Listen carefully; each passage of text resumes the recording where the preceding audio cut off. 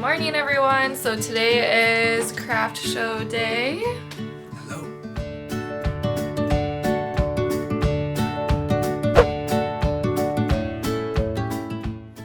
Hey guys, so we got our tent up.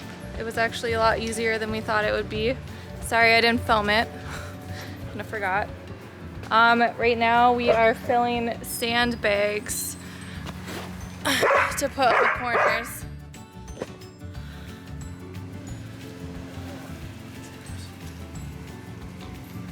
From our garden and having puppy playtime.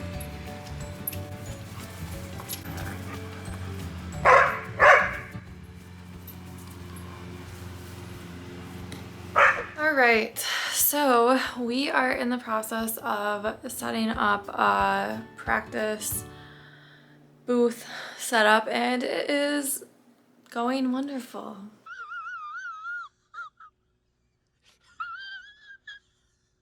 So we made this soap stand and it is way too big, like way too big. I don't even know if we're honestly gonna be able to even use it.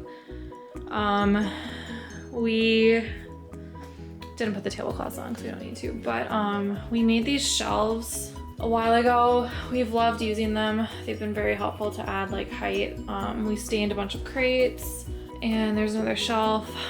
I am still trying to figure out how I want to set everything up.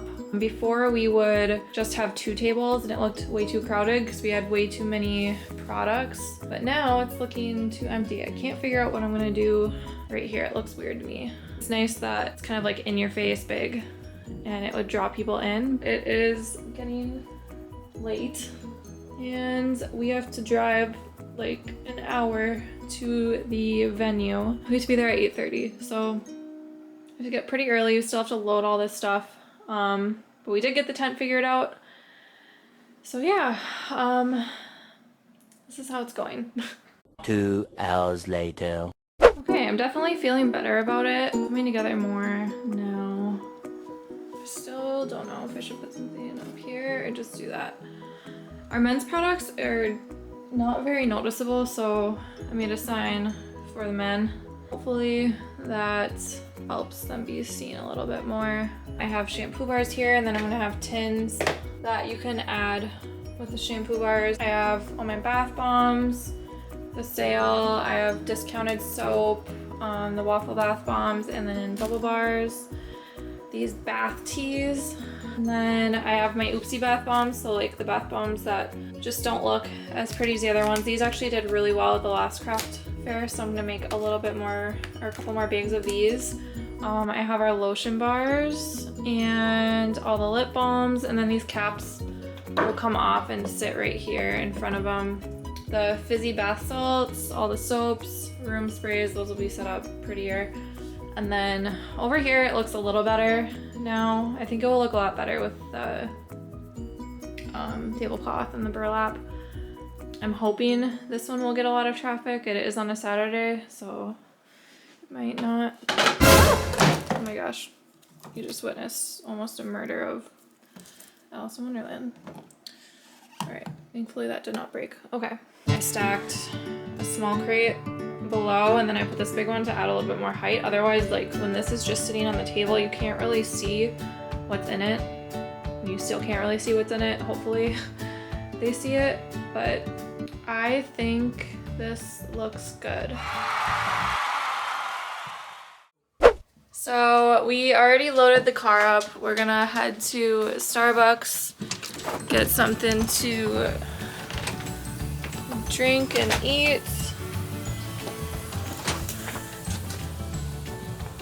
And this is what I got here.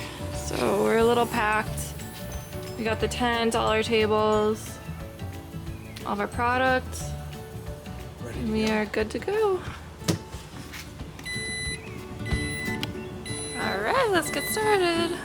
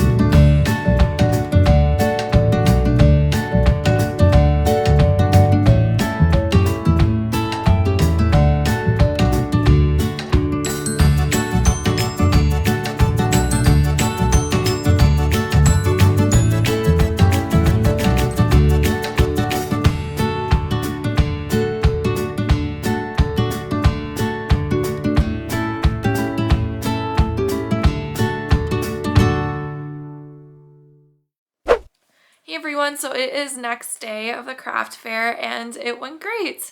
We gathered a list of tips for you guys to be successful at your next event that you're gonna vendor at.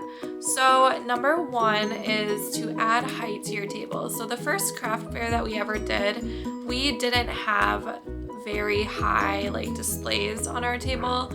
All of our soaps were kind of laid out in baskets, and this event we made that big soap stands that you saw, and we added a lot more height with our crates, and that really brings people into your booth. A lot of our products were at eye level, so that really helps. When our soaps were in the baskets, people didn't really see them. But when they're up on a stand, everyone is coming in looking at them and they're able to see them right in front of their eyes. Number two is to have varying price points. A lot of people have different price ranges. So for example, our booth, we have chapsticks that are $3 or 2 for $5. And then we have gift sets that are $35, and then we have everything in between that range from $5, $10 to $20. We also do deals at craft fairs. So like I said, our lip balms are 2 for $5. We had bath bombs 3 for $12, and then soaps, our low top soaps, we had those 3 for $22, and then our high top soaps we had 3 for $25. Even those couple dollars helps people spend a little more money just to get that discount. So that definitely helped a lot. Number 3 is to try to accept credit cards if you can. We have a lot of customers come into our booth that don't have cash, and they would ask if we accepted credit cards. So you might miss out on a lot of sales if you don't accept any credit cards and you only accept cash. We even had a little sign out like in our booth that says that we accept credit cards right on the end for people passing by, and whenever they saw that, they would come into our booth and say, oh, you accept credit cards. So I think that's really helpful to try to get as many customers in as you can. Tip number 4 is to add color. For our signs for our first craft fair, we wanted to stick with our aesthetic and just use white, just because we wanted like a very clean and crisp look to our booth. But the last 2 craft fairs, we changed out all the white and put like neon colors, and we would have like at least 2 colors per sign, and that really helped all of our prices pop. We didn't have anyone asking what our prices were like we did at the first one with our white signs. And I think the neon colors help bring people into your booth because it looks fun and exciting. 5th tip we have is to have kid-friendly products at kids' eye level. So we put our waffle bath bombs and a lot of our colorful bath bombs like at our lowest level, because kids see that and then they want it. And when a kid wants something, some of the times the parents will buy it for them. So we had a lot of kids grabbing the waffle bath bombs and being like, oh, I want this, mommy, or I want this, daddy, and then they would end up getting it. We had a lot of kids come in our booth and want to look at all of our stuff, and they ended up getting a lot of bath bombs. And our final and last tip, tip number 6, is to have your most eye-catching product at the very end or like entrance of your booth. We have an Alice in Wonderland soap that I made with an Alice character and a Mad Hatter character on it, made out of soap dough. So we put that at the end of our booth, and we had so many people walking by our booth, and then they would be drawn into that soap, and then they would continue to look at the rest of our booth. We got a lot of comments on that soap that it was super cute, they loved it, and then they would come in and look at the rest of our stuff. All right, I forgot one more tip that really made a difference is oopsie bags. So in our bath bomb batches, sometimes like 1 or 2 bath bombs won't have like all the same colors, or they just don't look as pretty, but they still work the exact same. We put 3 of those oopsie bath bombs into a bag and sold it for $5, and we completely sold out. Customers loved that idea. They thought it was the cutest thing. They loved the name, and a lot of kids got the oopsie bags. So it's a great idea to not have those bath bombs go to waste, especially if they still work the same. They're from the same batch. They just don't look as pretty as the other ones. So instead of wasting those products, you can put them all in a bag and still make a profit off of it for a discount. All right, everyone, thank you so much for watching. We hope you love this video. If you liked it, please hit the like button down below, subscribe, and leave a comment down below. All right, we'll see you at the next one. Bye.